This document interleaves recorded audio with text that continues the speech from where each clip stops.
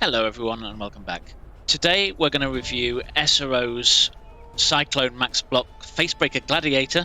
The thumbnail should appear just there. I played this build last league quite a lot. In fact, it became my main character.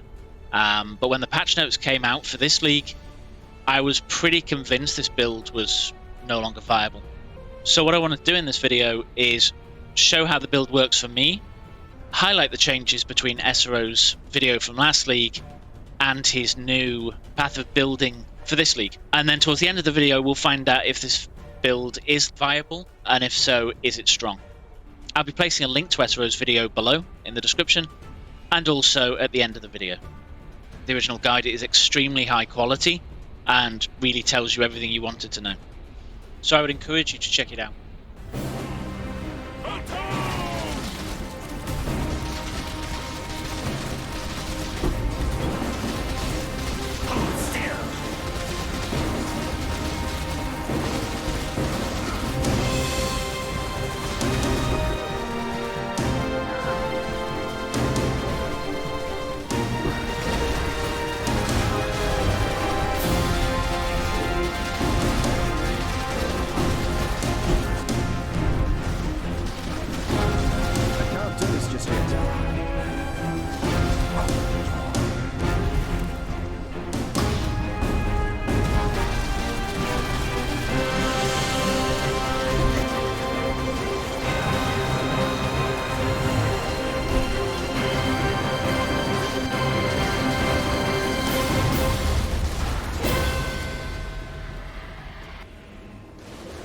The build is centered around the Facebreaker unique gloves, which grant a staggering 600 to 800% more physical damage with unarmed attacks. In Delirium, the primary way of scaling the build was to use the Herald of Purity's flat physical buff. This was scaled by a pair of Circle of Guilt, both with increased Herald of Purity buff effect, increasing the physical damage granted by Herald of Purity significantly. Unfortunately, at the start of the Harvest League, Herald of Purity was changed, dropping its added physical damage, instead granting more physical damage multiplier between 9 and 12%. This means that our small pool of physical damage, which is then multiplied by Facebreaker, is now much smaller, effectively rendering the Circle of Guilt useless. We now trade these out for a pair of rare steel rings, with the highest possible flat physical damage rolls that we can muster. At the time of copying the paste bin for the build, it still showed Empower supporting Herald of Purity. I believe this to be an oversight, as looking at the stats, providing you have Herald of Purity at level 21 as the build suggested, this would grant absolutely no extra more multiplier. It is also now far less important to have Herald of Purity at level 21, as now this only grants 1% more physical damage. I would definitely spend the currency you'd spend upgrading this on something else first. Instead, I've replaced Empower with Second Wind, supporting my movement skill, granting far more utility and a much faster move around the map. Another change to gems that I've made is to swap out Enlighten and replace it with Vulnerability Curse. I've then moved some of the skills around so that the new vulnerability can be triggered by cast when damage taken. Esoro does point out that Enlighten wasn't required and was simply for utility. I just didn't feel it added enough to warrant it. As I have moved the sockets around a little bit, I'll go through these now. On the body armor, we got Cyclone, Brutality, Melee Fizz damage, Fortify, Impale, and Infused Channeling.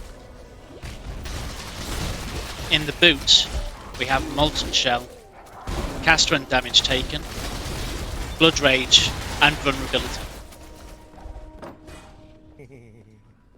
In the helmet, we've got Blood and Sand, Dash, Second Wind, and Herald of Purity. In the gloves, we have Flesh and Stone, Maim, Dread Banner, and Precision. In the shield, Val Ancestral Warchief, Brutality, and Pulverize. I couldn't find many improvements on the skill tree. However, I did make one slight change, which is to take off the Life Leech on Melee Fizz, because I now have that on my ring instead. Even in a heavily modified tier 16 map, we can stand toe-to-toe with these enemies without really doing anything to them. Now, I'm not going to do that to porcupines because they hurt. But for most of these things, we can just stand in the middle and really take a beating without taking any real damage. And we're actually killing them. Now, you just saw that my health went down rapidly. This build, whilst really, really strong, seems to be quite weak towards damage over time, such as bleed, poison, burn. So that is something you need to watch out for. Providing you're awake, you can hit your anti-bleed flask. Now, we do use endurance charges, so you can mitigate that somewhat by grabbing the node on the tree that gives you life regen endurance charge. The damage on this build is pretty good, being amongst the best that I've ever played on a melee character. It can go through a tier 16 map through a delirium mirror without issue, literally just shredding the enemy as it goes through them. It's important to bear in mind as well that this build is nowhere near finished. There's a lot more investment that can happen. So that took a... Whoa!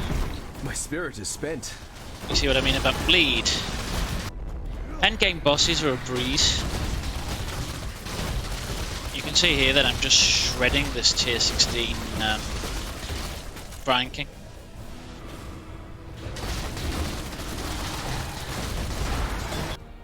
One of the things that's had a tendency to really annoy me in the past is when you watch a build that looks great in the video, you get it to maps and it just doesn't feel great.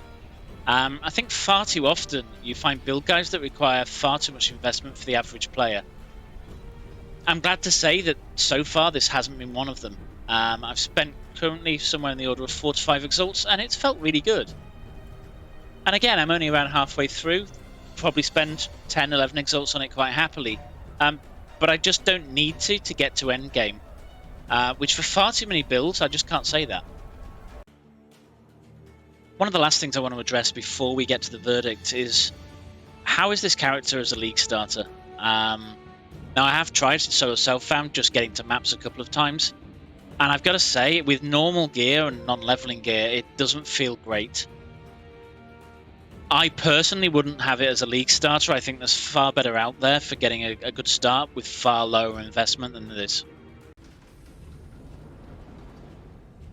Now for the moment you've all been waiting for, the verdict. I think this build is amazing. I played it last league. I played it this league. Really didn't think it was going to be viable. What Esoro pulled off, getting this build to work, considering the nerfs, was really impressive to me. And most of what I've covered in this video is the build itself. What I haven't talked about so much is the video. Esoro's build guides are amongst the best that I've ever seen from any player. They're really, really great videos. They're heavily edited. It must take him ages to build them.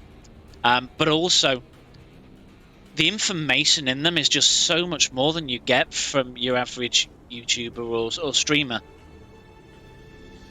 So I would highly recommend this build. Please go and check it out. It will be shown at the link at the end of the video. And I hope you enjoy it. Thank you. Good night. One of the things that I've had a tendency to... Blah, blah, blah. You've been watching Altec 2K. Thank you for watching.